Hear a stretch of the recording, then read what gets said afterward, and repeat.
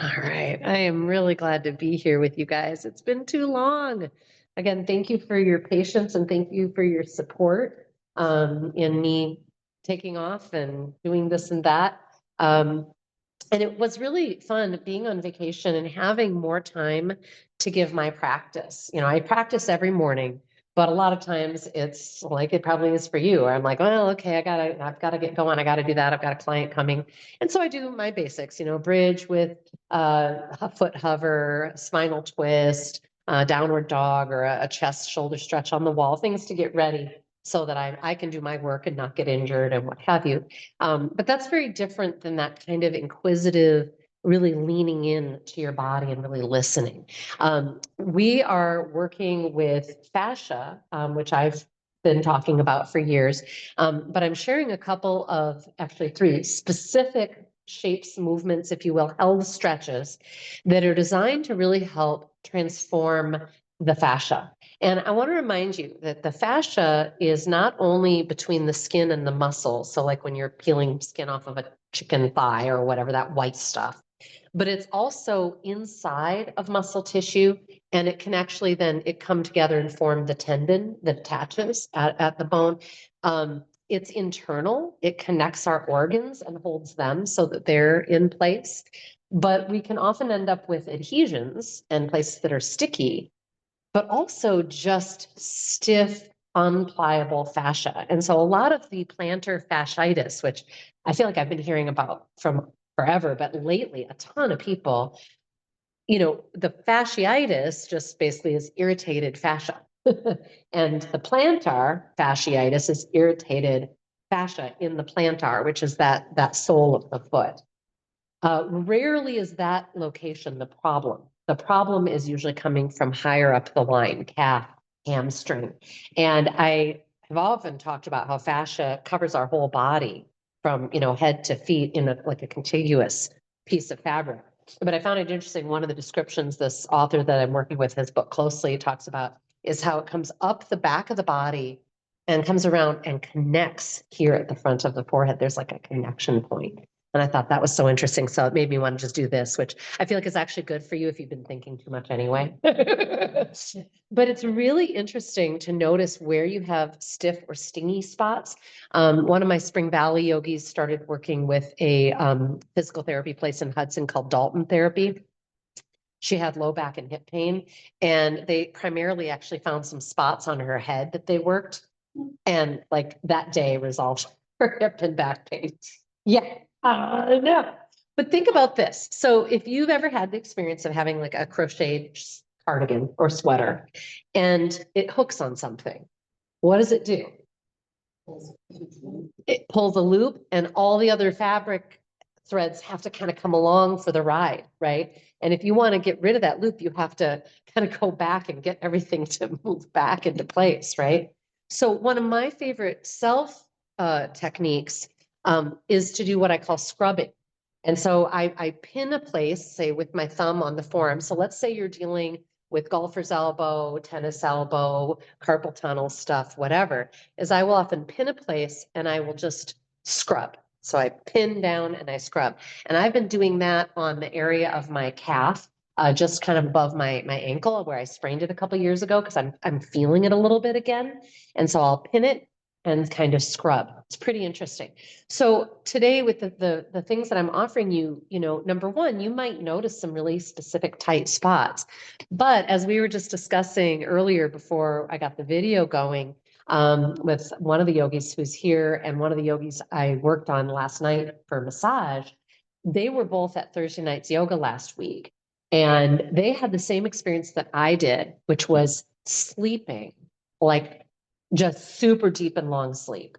So even though the stretch itself didn't really feel like a big deal, it clearly took the body into what I would call a healing and recovery mode in a great way, where you sleep more deeply. Frankly, you need more water to help, expunge whatever toxins are coming out of those tissues that have not been moving and have been stagnant. Please do plan to hydrate. The author was reminding us that our fascia should be gelatinous, and a lot of times it's not. And so, like if you go to your back and you try to skin roll, you try to to grab and kind of move that skin. If it doesn't come away at all from the back, you have basically you're dehydrated. And so your fascia is being affected, which of course greatly increases our chances of injury, much less feeling exhausted. I often say that it's like driving with the gas and the brake on at the same time. At the end of the day, you're just worn out, right? So I encourage you to do the stretches, of course, really notice, but don't be surprised if they don't feel like a huge deal. And then please notice how you feel in the coming days. And if any particular one of them really felt useful, maybe repeat it again tomorrow or the next day and just see if you can keep giving your body that needed nourishment. Because why not feel better and younger as we go along? No complaints, right? Yeah, awesome. We're going to start off on our back bodies. So just come on down. You don't need to have anything specific other than to be comfortable. If laying flat on your back is hard on your back, then please just have your knees bent for now. The first stretch we do, that's for the fascial stretch, we will need to straighten the legs, but I'm going to get us into our breath first. Yeah. And then just a sense of being here. I love it. People are already sighing. Let's do that. Inhaling slow, deep, and wide.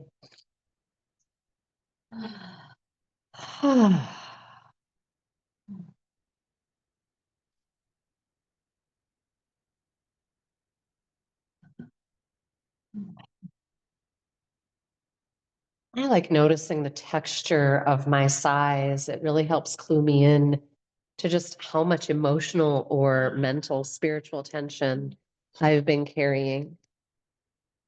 And maybe even where in the body I've been holding. You might notice, wow, that neck area right where it joins the skull, in which case, as we continue to tune into our breath, you might roll the head side to side, maybe even hold to one side or the other as you gather deep breath. I'm going to invite you to come into 3 points of introversion. So that inward gaze, as if you're looking up and in towards that third eye point. And around that inner gaze, invite a softening, a melting, the forehead, the temples, the cheek muscles, the jaw. Let the lower jaw come away from the upper, a kind of liquidity, if you will, through the mouth space. And then as you're ready, a light connection of the tip of the tongue with the roof of the mouth. This says, I'm awake. I'm here in my body, in my practice, and I'm deeply interested in what's happening in this internal world of mine. How much energy and attention have you been giving to the outer world? In this moment, this body, this breath, you are all that exists. You might add a super soft smile that just, maybe it's a moment of appreciation for this body that you're in, how resilient it is. And then adding a soft ujjayi, great sounding breath, contract the throat a little bit, creating that soft valve for the breath to move through.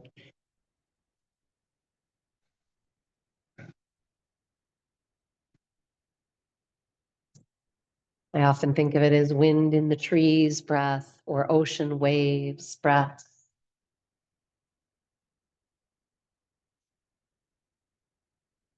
And something about ujjayi helps me be more attentive to where my breath is filling me. I feel like all of a sudden I'm more aware of, say, the back of the lung space and the ribs, filling through there, which can bring a lovely massage to those tight areas.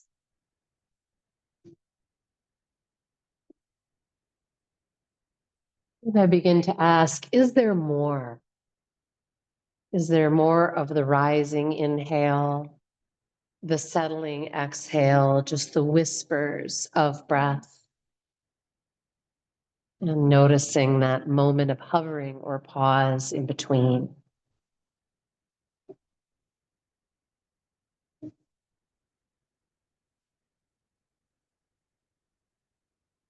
Inevitably, our mind wanders. we simply notice and become more adept and efficient at tethering our attention to breath and body sensation again and again and again.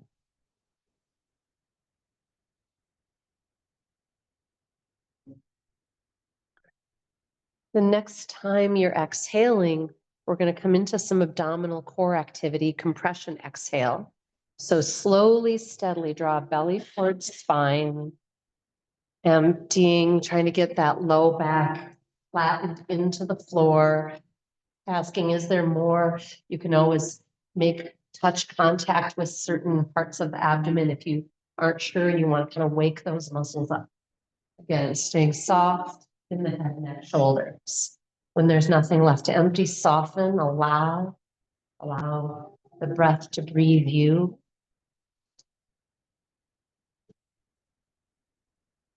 We're going to be here for a few more rounds. If you'd care to add arms or other engagement, you can. So on the exhale, it begins with that compression, but we could add rock pose, hands into fists, shoulder heads sliding down. I'm really hoping you can feel some ignition in the back around the shoulder blade.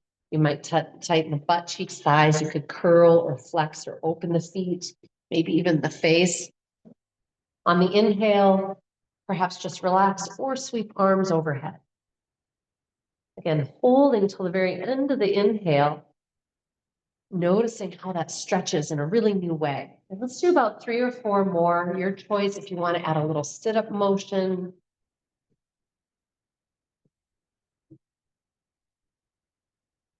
And I want you to start a little tape loop here, and then we'll continue throughout much of our practice. Am I tightening in my jaw?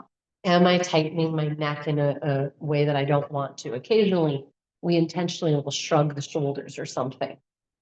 But mostly we tend to do unfortunate tightening in the face, neck, and shoulders. Good, I'm hearing some nice ujjayi. You guys sound great.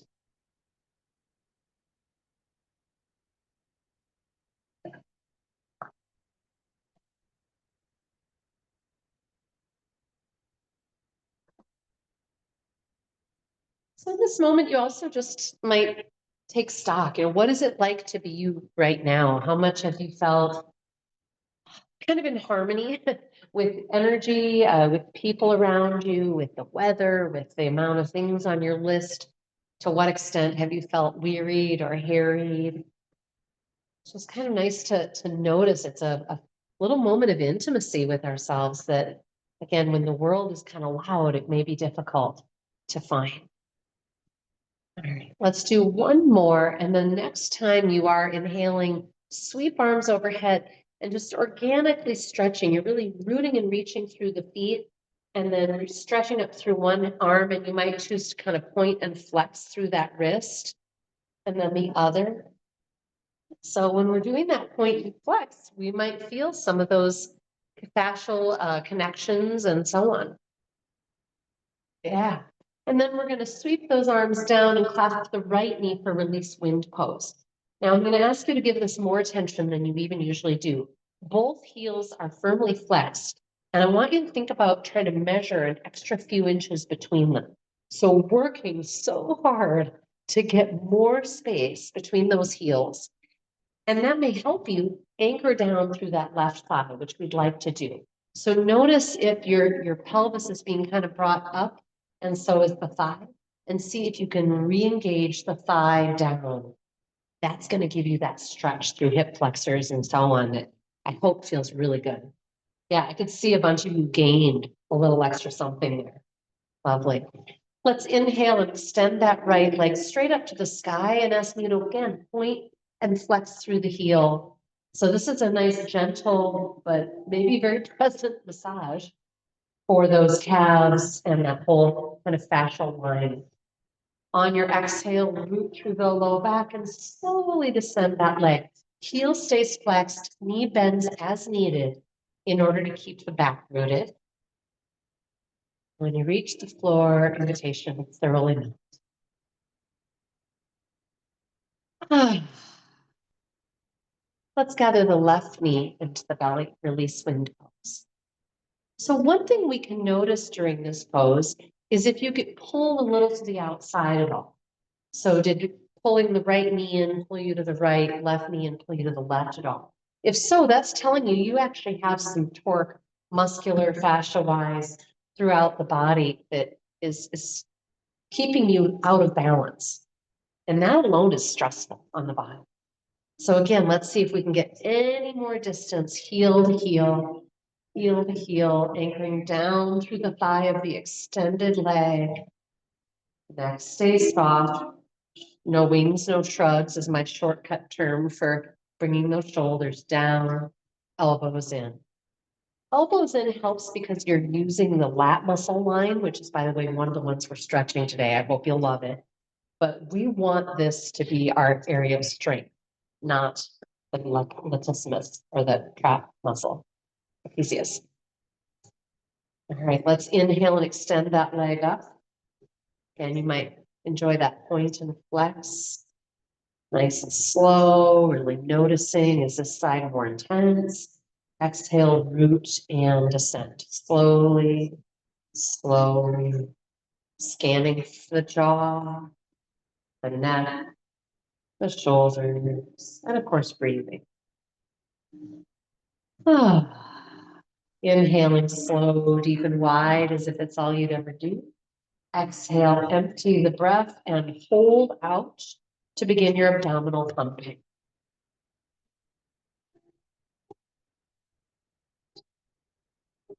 I often find pumping to be quite profound, especially the slower I go, I find the deeper I can go.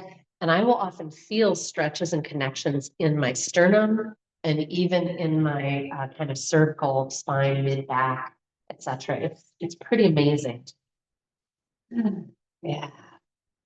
All right, we're going to do one more thing before we come into our first fascia stretch. We're going to plant our feet for bridge pose. We're going to just come in and out very slowly a few times before we hold for our foot hover. So first, just think about all four corners of the feet. Think about an imaginary block between your thighs. Again, nice soft neck. Inhale, slow, deep and wide. Exhale, belly to spine, spine to floor, pelvis rises. Is there more? On the inhale, try to articulate descending one rib at a time. This will require more work from these back and butt muscles. So I'm kind of warming the back line before we try and give it a pretty deep stretch. So in and out a few times. If you're feeling much of a pull in the neck, you might reach the chin a little up and back so that the neck has a curve.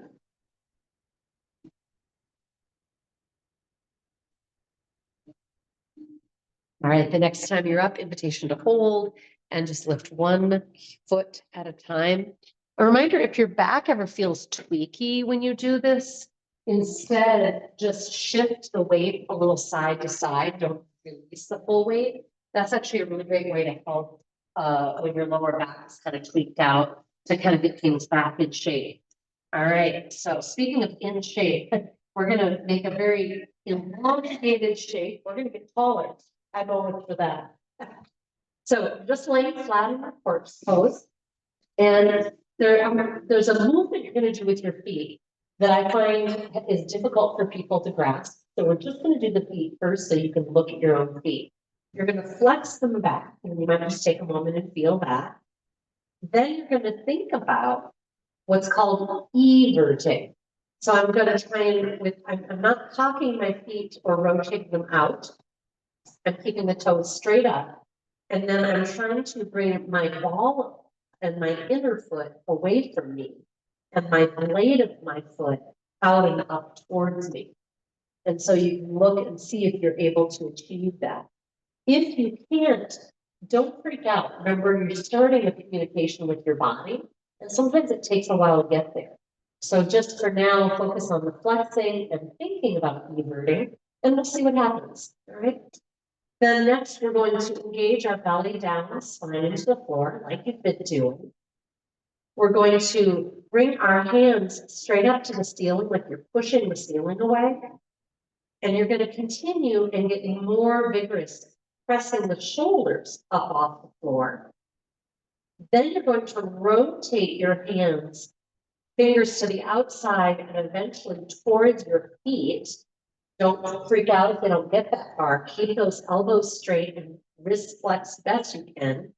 Feet flexed and everted. And now we're going to add the head positioning, which is I'm trying to reach through the crown of my head, which is really at the kind of back of the top of the head. And I'm trying to reach it towards the wall behind me, bringing my chin back towards the base of the skull. So if you were to talk, you would sound like this. You shouldn't sound normal because you're actually kind of compressing the throat a little bit as you're reaching through that top back of the skull.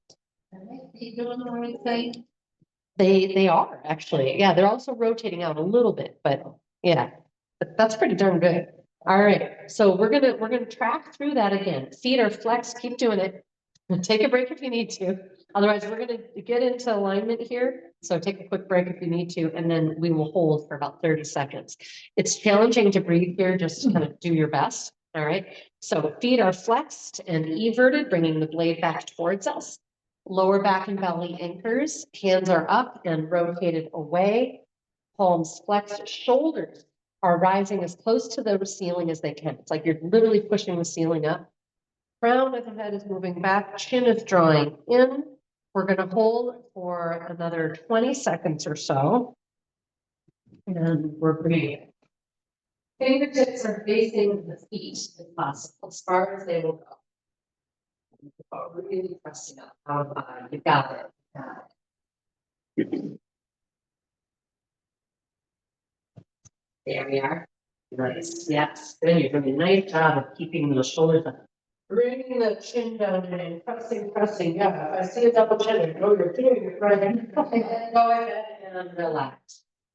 Just take a few moments and I roll the head side to side.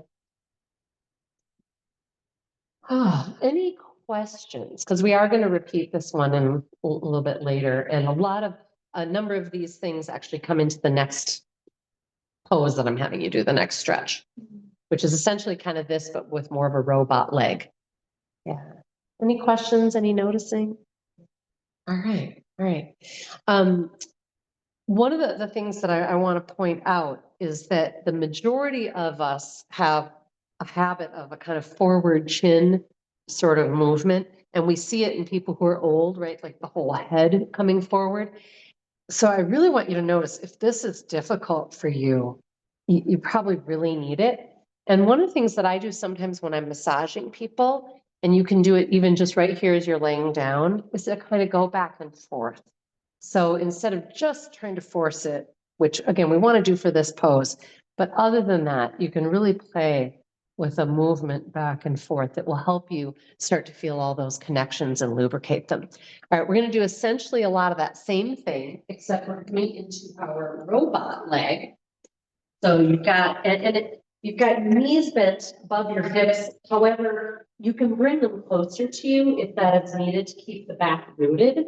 So don't feel that they have to be directly above the hips. If that's just creating a lot of lift in the chest, please bring your knees closer to you. Anchor that low back. Flex the feet and evert them again if you can. And again, you can see them, which is nice. We're going to once again have those hands up, shoulders pressing up, and they're also drawing down the back. And then adding your head positioning, reaching through the crown, reaching through the crown. And if you want an extra special bit of effort, then you could raise the head like an 1/8 of an inch off the floor. And if that just feels like too dang much, put it back on the floor. I'd rather have you keep with all of these other things, really pressing the shoulders off the floor, really rotating the hands and spreading through the fingers, and of course, breathing. I'm Jason giggling. I know, awkward effect, right? And let's just release. Good. Bring hands to knees, knees to belly. Wow, my whole back just went plump. Good. Let's take the knees all the way to the left for spinal twist. I'm going to use my left hand on top of the thighs to help anchor. I'm going to keep my feet flexed. but not inverted. And then reach that right arm out behind you. Oh, and find a nice long line from your knees to the middle finger. And we're going to do just a little exploration here that again really brings us into awareness of these fascial planes. So whether your arm is straight back or up, and I encourage you to play with both, and you play with flexing through the hand. Also, you can rotate like you're turning the world's largest doorknob. And at some point, especially if I rotate back and I keep rotating until my pinky is continuing towards the ceiling, and I really extend through the arm. That's the critical piece. We found that with nerve flossing, right? That you have to get straight through that elbow. Notice what's there. And then when you're ready, relax back into yourself, embryo pose. Enjoy a couple of deep breaths into that back plane. Well, whenever you're ready, we'll go to the other side. And I tell you, ever since I started this work, I have been one thirsty maniac. I mean, like I can't seem to drink enough water.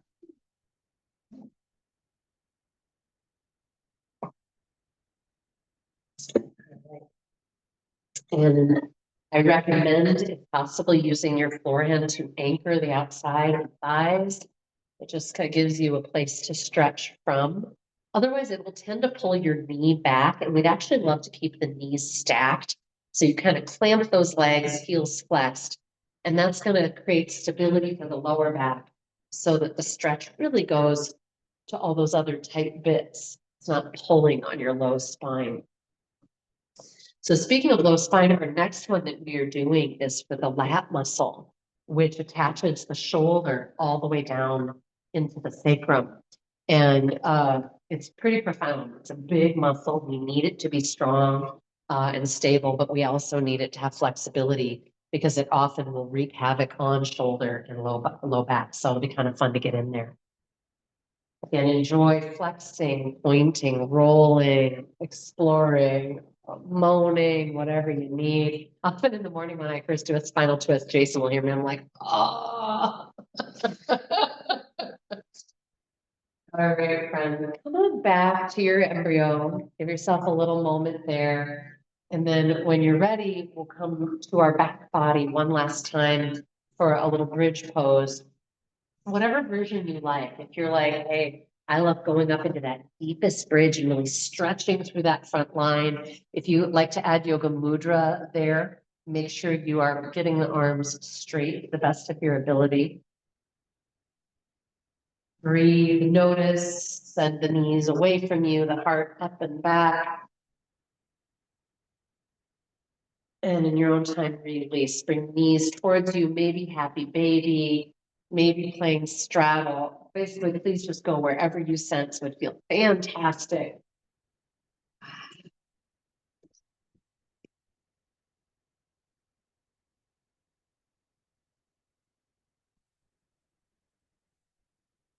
We're going to then come onto our hands and knees. And the author that I was mentioning actually teaches this stretch in a different position that I found actually really awkward, and I thought could be really awkward for some people. So I redesigned it to do it in kind of our half puppy kind of stretch, which we've often done. So here again, you're going to be doing flexion through the hand, and it's going to feel a little odd because we don't normally do that in this position, but I think you'll feel how it really works the whole line. This is meant to get into your pec muscles, your pectoralis majors, which are again big beasties that can really pull the whole shoulder joint forward. So if you would start on your hands and knees, and then please, nice core support. Let's take, well, we're going to bend both arms. Take your left hand and go forward and then to the outside. So maybe like if forward is noon, let's go to like 10. And then you're going to keep your head up. You're going to flex through your palm, through your wrist. And then see if you can start to lower your chest towards the floor. And I'm not putting my head on the floor, I'm just lowering. And now I'm going to send my ribs to the right. So ribs are to the right. letting the chest lower without letting the head settle. Breathe and notice. And kind of, I actually forgot this part, kind of hunch up a little, like a little bit of a turtle back. There we go. I was in too much of an arch to feel it. You guys feel that difference when you kind of turtle back it? Yeah. So if you're not feeling it, it may be that your ribs are coming forward in the pose instead of drawing up into yourself. And we're going to hold for another 10 seconds, which is actually not very long. Again, it takes time for these muscles to get the message. As you're ready to come out, nice core support so that that stretched muscle is very safe. If you like, you can even do a little cow cat. And then again, we're going to bend our elbows. We're going to take our right hand out to like 2 o'clock, if you will. I'm going to flex my hand back. And then as you're ready, you're going to start to lower your head and chest without actually coming to the floor. Send your ribs to the left and create that little turtle back. And so generally we should be feeling this kind of through the lat and into the pec muscle a little bit. And just, and you can tell little movements make a difference. This is a pose, or this is a stretch that I've typically gotten using the wall. And one thing I like about that is less work on your wrists and so on. But I wanted to offer this because some people may find this to actually be more ergonomic for their body. Surprisingly a lot of work. Surprisingly a lot of work. All right, and then come on up and let's go right into our cow cat. And as you know, I often recommend making cow cat organic. So at some point in your cat back, you might take your ribs all the way to the left and look out over your right shoulder, and the same on the other side. Man, I love holding a cow and asking, is there more? Making sure the shoulders are drawing down and reaching the heart forward away from the tailbone. So it's not a collapse towards the floor. It's a really powerful kind of suspension bridge. And I can often feel that stretch right up into that xiphoid process diaphragm area, which this is awesome for our breathing. All right, when you're ready on an exhale, take it to your downward facing dog. I'm going to ask you to tune in more carefully to shoulder alignment and engagement here, when we often do. So first, get your intelligent hands, base of pad of the thumb and the index finger, really rooting, middle finger straight forward. Get that core support so we're safe. We're not leaning on our shoulders and collapsing. But then I want you to play with, if you intentionally kind of hunch your shoulders up towards your ears and let your shoulders kind of rotate in a little bit. And then if you intentionally rotate them out away from the ears and down the spine towards your hips, creating a beautiful length through the neck. If you have a hard time doing that, you could even take your hands a little wider. But do that back and forth a couple times to become very aware of what clicks in and is working and also what releases that may be misdriving. Do you guys feel that? I'm seeing some really nice mobility in a couple. Depending on what you're wearing, it's easier to tell. All right, when you're complete, go ahead and just settle into child's pose. You could even bring your arms back if you'd like, or just let them soften. Take a few sweet, soft breaths. Oh, and please do take a moment to appreciate your body. Do you know how many people cannot even remotely do that pose? They're just too tight and too weak. And you guys have just such strong, flexible people.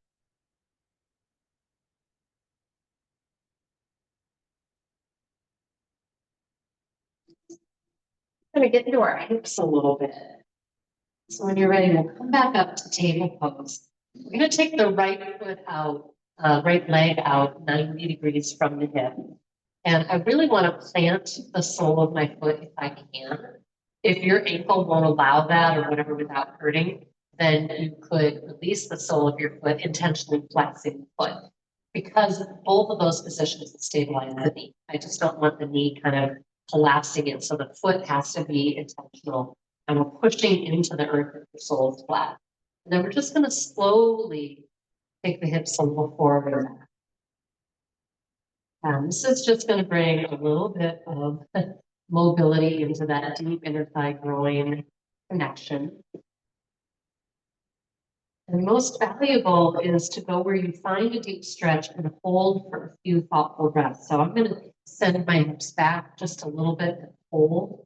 Keep anchoring through your footbed, soft through the neck, the tongue. Try to have your head neutral versus just hanging or dropping down. That'll just create more spine tension. All right, I'm going to come out of this by first bringing my hips back towards neutral.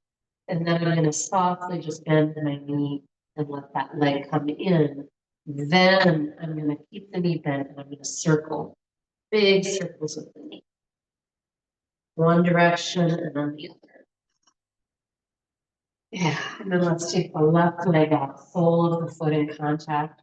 Again, nice core support. I should be able to clap. Again, you'd like your head neutral, so I'm looking at the floor, but my head is not dropping towards the floor. And then I'm going to slowly pulse back and forth, and I'm curious, is this different? What's knowable? You know, like in this side, I can feel it goes down into my calf in a way that it didn't on the other side, so subtle there. And please find a place that feels like a good edge. Let's take 3 very generous breaths.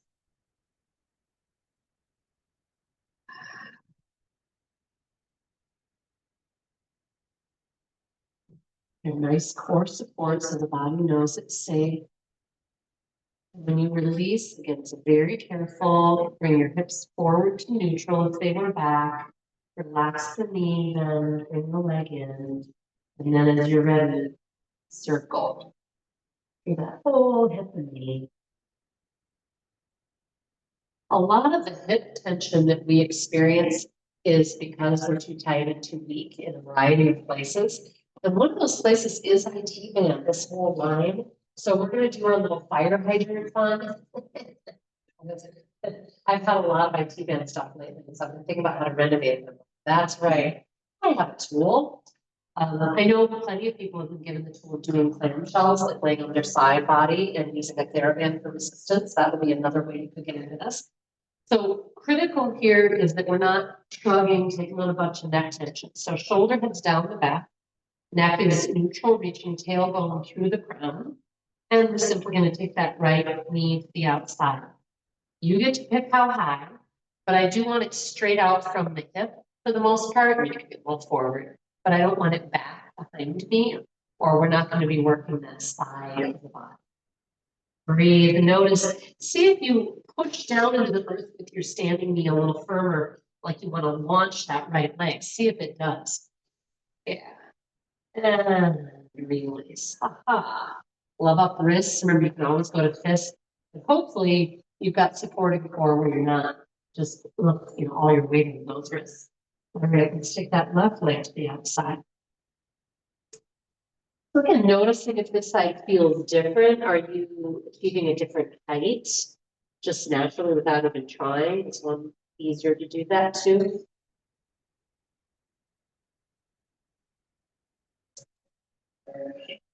Notice, see if you can launch a little higher, thinking about pushing into the earth with the right leg.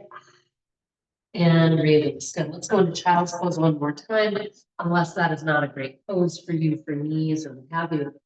And sometimes in child's pose, with my knees wide and my feet towards each other, I'll stay up on my forearms and I'll even just swing my torso side to side. And that will often bring me into that deep inner thigh groin stretch in a nice pulsing way.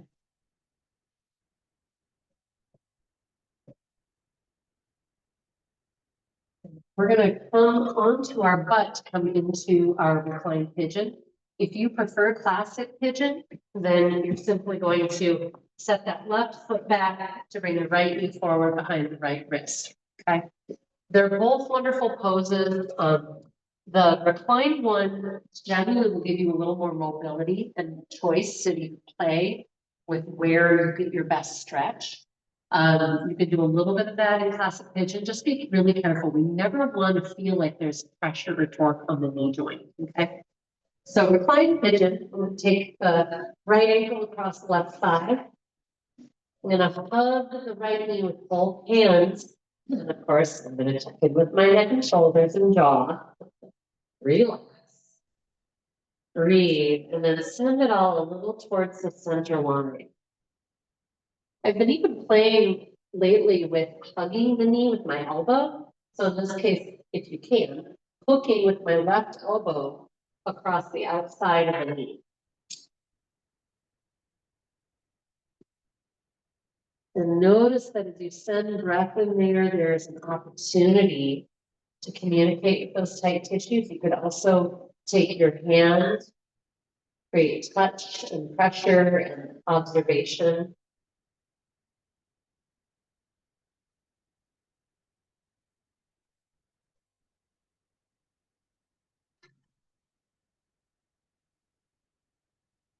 Staying as long as it feels useful. And then, of course, in your own time, release.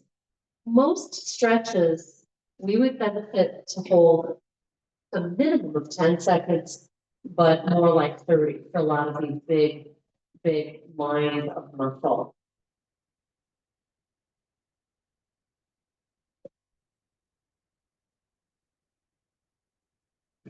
So again, I've been playing with the elbow hooks, so it takes you into kind of a spinal twist, which is cool. You get that when you're in the seated version of this as well. So if you hook your elbow around, you'll be getting that kind of stretch through that right side and rib cage as well.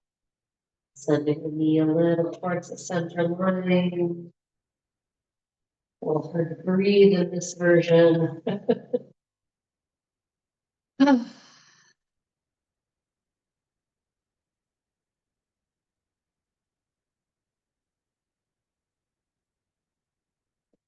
When you do come out, again, notice what you might need if it's bending and straightening the leg, etc. Then we're going to add to that, stretching that line with our feet wide and simply windshield wipering. So I'm going to take my right knee down towards the center line, and I'm going to add to it that fascial stretch of pressing through the crown and bringing the chin towards the base of the skull. If you'd like, you can even add a reach through that right hand. Palm is flexed, reaching for the wall behind. And then again, always softening back to neutral, like just sort of no jagged releases, right? Just real nice and gentle. Left knee coming towards that center line, pressing up and back through the crown, chin drawing down, and pressing through that left hand.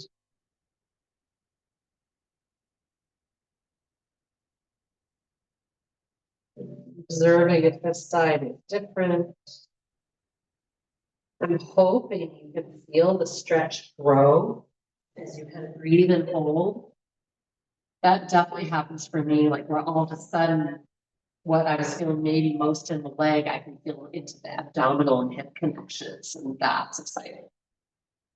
All right, again, soften gently back. What would feel good here? Do you want to come into a butterfly, one version or the other, right? Feet on the floor or feet at the butt. Do you crave another round of bridge to kind of ignite that line of back and front muscles and in the leg? So we're kind of working front, back, excuse me, inner, outer. And to that end, we're going to go next to the quadricep stretch. Some of you prefer being face down, some prefer being outside, standing.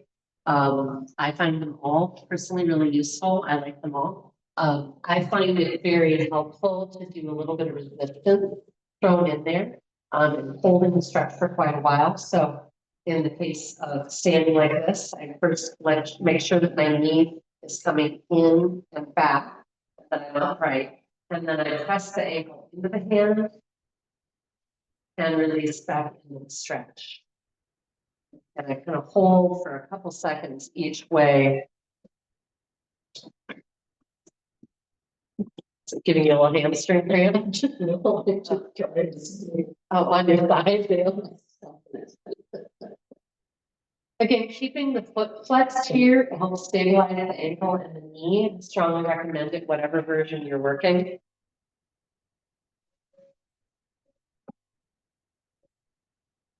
Breathing, noticing.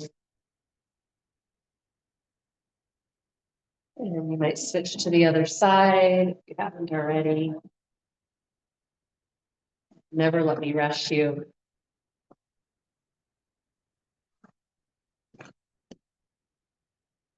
And I often like kind of picking, sorting things out after those stretches.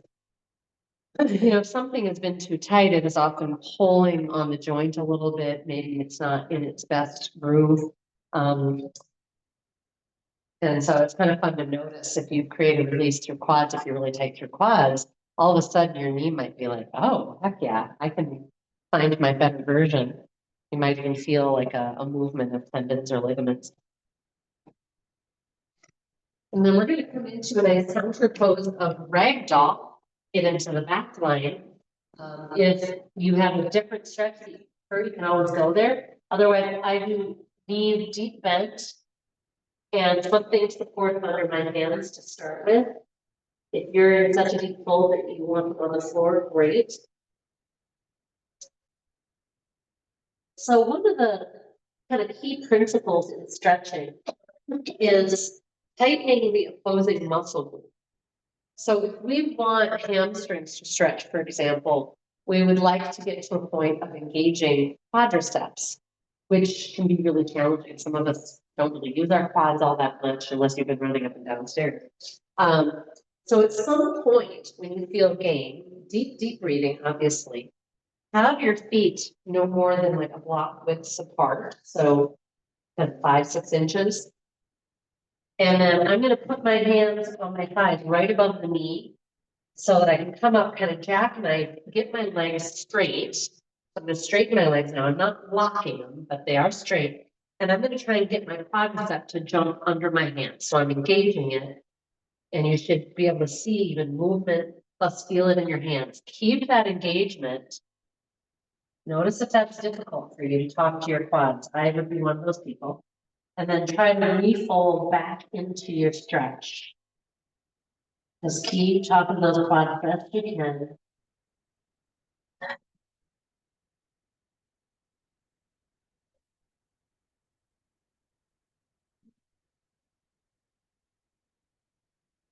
Couple more breaths if you can.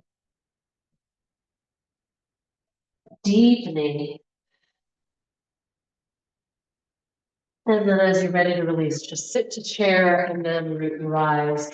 And you're going to squeeze all those muscles towards the thighs, right? Thigh muscles squeezing the bone, pushing the earth away. Exhaling for hands. Jaw is soft, neck is liquid, and we'll go right into our nerve flossing. Slowly, side to side, really kind of enjoying the pause at either end to kind of amplify the stretch and even notice where it is and if it's different side to side. And we always want the shoulders relaxed down in this. How y'all doing? Good. Thanks for being on the journey with me. And this is not in the nerve flossing technically, but it's a yoga thing that I've often done and love, which is the reverse prayer. But people always want to shrug. So get those down. So if you can't have your hands high enough to have your parallel or your one long line of the forearm and not shrug, then just have your hands lower. Breathe, notice, neck is soft. And nice. All right, we'll do our waiter's tray. So fingertips are pointed straight back. And as you're ready, you're going to dump your tray of drinks to the outside. And then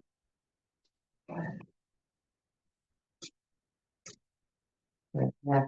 I know it can be hard to remember to keep the hand flexed. So It's just basically everything is frozen except the elbow. It's just the elbow that's moving.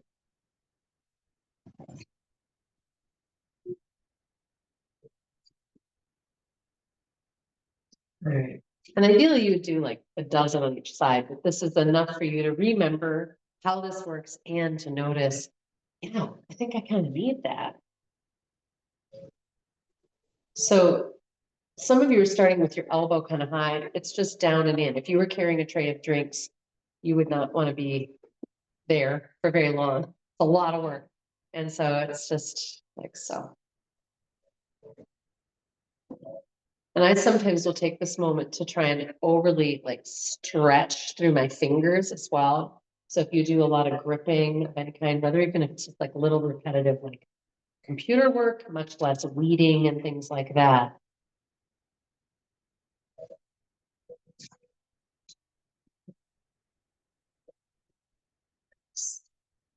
Lovely. And I'm going to ask you to kind of just do some nice kind of exploration of rotation. So rotating all the way one way with your hands, keeping your elbow straight, and then rotating all the way the other way. Keep reaching out through your pinky fingers when you're in that backward rotation. Really reaching through the pinkies will add, you might feel will add some intensity. Let's do one more each way.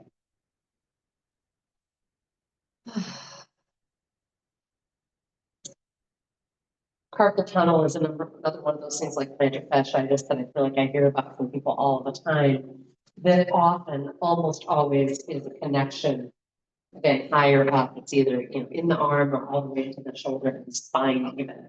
Let's come into our beloved yoga mudra for a nice shoulder or chest stretch and shoulder stretch.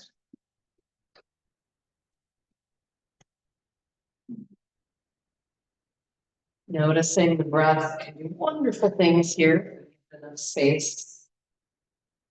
And then we'll come around front and or thread the needle and shoulder heads anchored. Nice athletic stance in the legs here. I like making sure I'm really grounded in my feet and in my core. You might rotate the head to look a little towards the hand and down. Some of us will feel that really intensified stretch through that lat muscle and rib cage area. At some point, you might release and just give some nice organic movements and kind of letting everybody know how to play nice together. And bring the other arm across the front. The more you straighten that crossed arm, the more you'll tend to feel. The more your hand is at the elbow versus higher, the more you'll feel. And again, you've got the option if you'd like of kind of letting everything tilt down towards that hand. And I find if I look towards that hand as well, when I do breathe, I get some really nice stretch and massage through that area around the shoulder blade that most of us love to have some big massage, right? Yeah. All right. Then we're going to take it sideways on our mat, come into a nice straddle. And we're gonna just do some nice organic stuff here. So I do want you to make sure that at no point are you kind of collapsing the knee. So again, feet stay flat and anchored. Don't rock. But other than that, we're just gonna get super loose and loose and make kind of be doing some shoulder rolls. At some point, you might be reaching out for a beautiful blossom. You have to make your way through the hedge. Get your favorite flower root. Or up for your fruit. Oh my gosh, I can't believe how many apples are on the apple trees right now. They're in danger actually of breaking. Anybody wants to come knock apples off of apple trees for us, we'd love to have you over. And then I'm going to explore reaching down toward one foot, hello good foot, and then the other, and I might pause and reach my other hand to the sky, pushing. I reach up to the sky again and play with getting my legs completely straight, thigh muscles squeezing in towards the bone. And if you do that, you might reach up with one hand and down with the other and even look behind you. You might bring both hands together and around back through the ribs as you press the fists in front of you. And maybe you drop through one shoulder and then the other, bending one knee as I do this little side to side. Yeah, it's a dance. Whew. At some point, I'm going to come into my goddess arms. And if your ankles are feeling fatigued from being so wide, just shorten your stance. You don't have to be in the biggest straddle you've ever been in. But I'm going to invite you to press back. So imagine that your forearms and the backs of your hands are on a wall. And you're now going to press that wall back. It's a movable wall. And I'm hoping what you're feeling is activity in the upper back. If you're feeling a lot in your neck, consider dropping your chin just a little bit. Good. And we're going to do that back and forth a few times now that you know who's doing the work back there. And we're going to hold in that position. Nice glute squeeze, invitation to rotate your chest up, lift your chin up and back firmly. And then release everything and curl forward.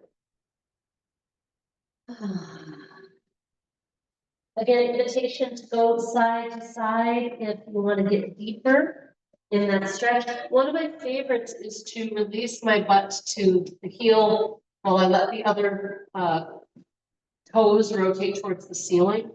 This is amazing for a deep stretch, again, through that deep inner thigh line that connects at the inside of the knee, which is often really tight on people. We don't notice it unless we're trying to go into a specific shape, but it can often be causing havoc to our knee health, our hip health, our back health. Really tune in, send it some loving breath, some curiosity.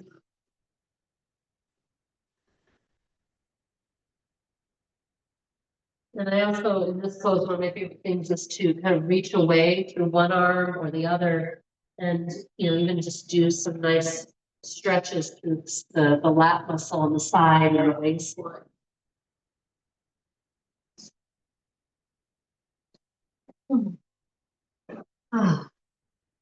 In your own time, I'm going to invite us to rotate, plant hands, and step back downward dog, or however you want to get there.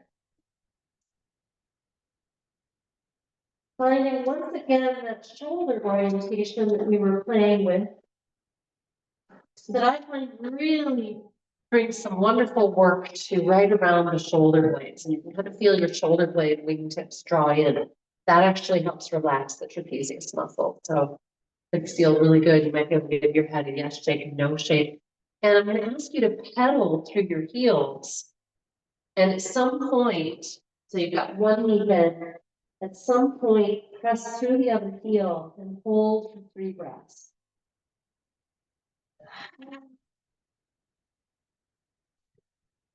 You're agreeing to sensation. And at some point, the other side. Neck stays soft. Lots of strength in the core.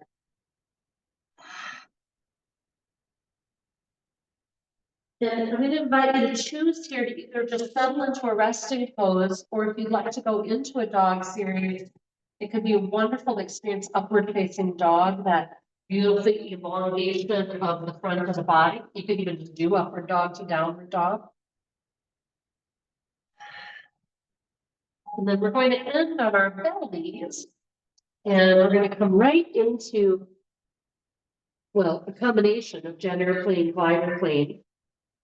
So as you're ready, make sure to anchor your pelvic triangle. Try to have your thigh bones facing the floor. So a lot of us, when we try to get strong and squeeze our glutes down, we tend to externally rotate the feet. I want the tops of the feet on the floor and the front of the thighs on the floor. As you're ready, extending long through the spine. Remember that top knot or crown that you were reaching through, so that your chin is actually a little tucked.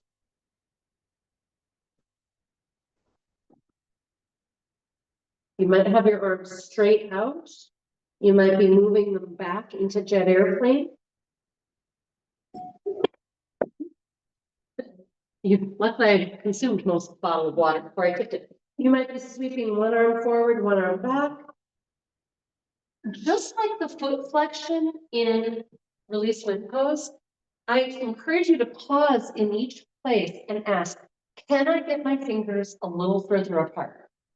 Can I get them a little further apart? Because that's what's gonna really like decompress your joints and engage certain muscles like your triceps that are weak, right? I don't personally mean your triceps, all of our triceps. When you feel complete, settle, soften.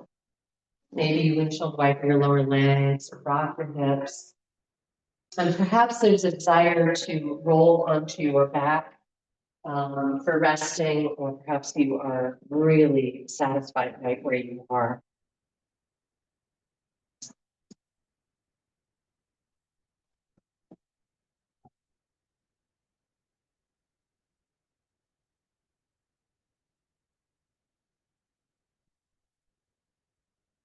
The next few minutes, we are simply letting our bodies circulate the healing prana and life force that we've cultivated. Letting the body wisdom recalibrate our nervous system, including vagus nerve, movements and releases along with spine will have communicated with.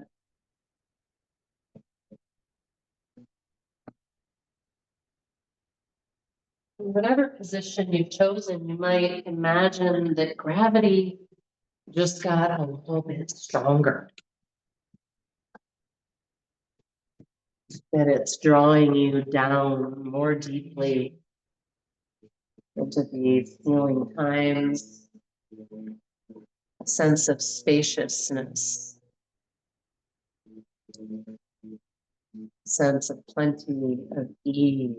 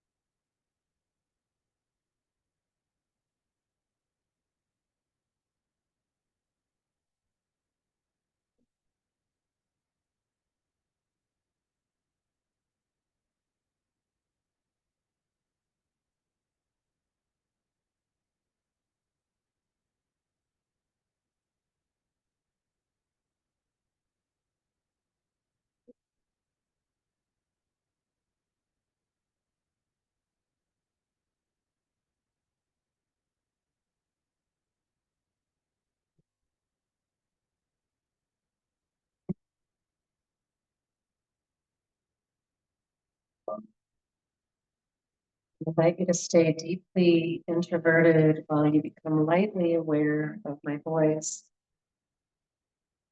I'm inviting you to scan your body and your practice today for any information, wisdom, sometimes what I call clues on the clue trail about what your body patterning might be, including perhaps past injuries, and what might be most effective or needed this time.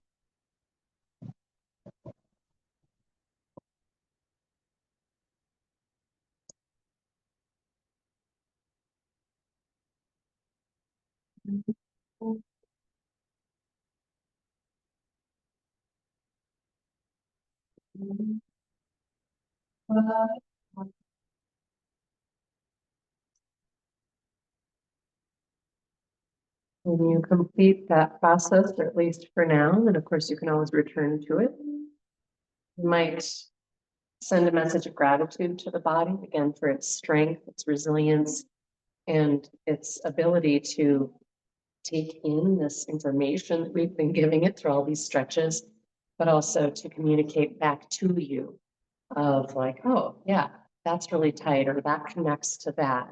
Or, I wonder if that's leftovers from that old injury or from this repetitive thing that I do in a certain way. And as you know, I'm always happy to talk with you about your clue trail as you start gathering information. Never hesitate to come brainstorm with me. Thank you so much for being here at the mat. Those of you on Zoom, some of you here at FLC. Om Shanti Shanti. Om peace. Peace. Namaste.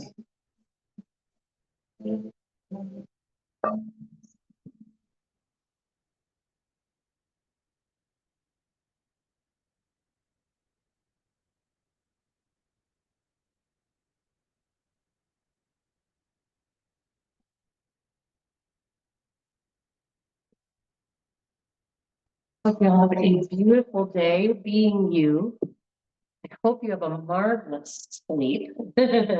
I hope you drink plenty of water, not too much salty, fatty foods, alcohol, etc. Give your body a little healing support. And if you do feel like you're too sore somewhere, you're like, oh, I'm gonna be achy tonight. Consider doing some arnica or tiger balm, magnesium. Magnesium, I remind you, is a muscle relaxer. So a lot of people find they sleep better because it mentally can quiet them, but you're also less likely to get muscle cramps and so on. And often if I'm kind of sore and tight after a day and I take magnesium, often at some point in the night or in the morning, I'll wake up and I'll move and something will go clunk, clunk. It's like it just really relaxed all those fibers. So it's worth attending to. Yeah, awesome. Thank you. So glad we're here. Thank you. You're awesome. Thank you very much. We'll see you next week. I look forward to it. Thanks. Yep. Bye. Yep. Bye-bye.